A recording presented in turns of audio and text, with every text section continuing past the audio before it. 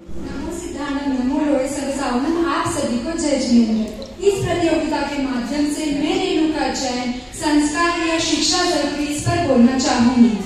समय की मर्यादा देखते हुए सीधा विषय पर आती हूँ।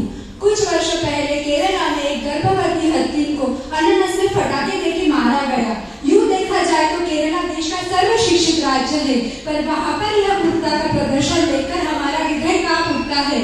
हमने महाभारत और रामायण देखा और समझा है। रामायण में रावण और राम दोनों ही विद्वान थे और कौरव और पांडव दोनों द्रोणाचार्य के शिष्य थे, पर राम और पांडव पूछे दिया बने। वही कौरव और रावण का नाम सुनते ही हमें क्रोध आता है।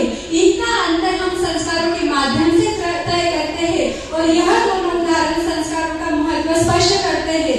पर शिक्षा जरूरी नहीं, यह कहना गलत होगा, क्योंकि आदर्श जीवन निर्माण के लिए शिक्षा और संस्कार दोनों ही जरूरी है। शिक्षा हमें दुनियादारी की समझ देती है, वही संस्कार हमें हृदय की गहराई से सोचने की समझ देते हैं। शिक्षा से हम समाज में उच्च स्थान प्राप्त कर सकते हैं, पर लोगों के हृदय में स्थान प्राप्त करें यह जरूरी नहीं। वह केवल हम संस्कारों के माध्यम से ही तय कर सकते हैं।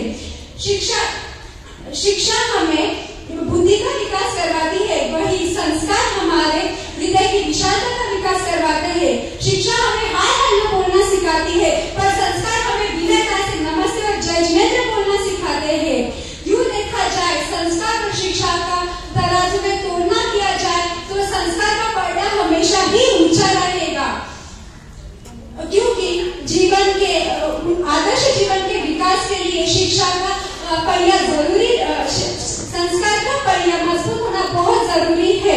अन्यथा जीवन का पतन निश्चित है। अंत में यही कहना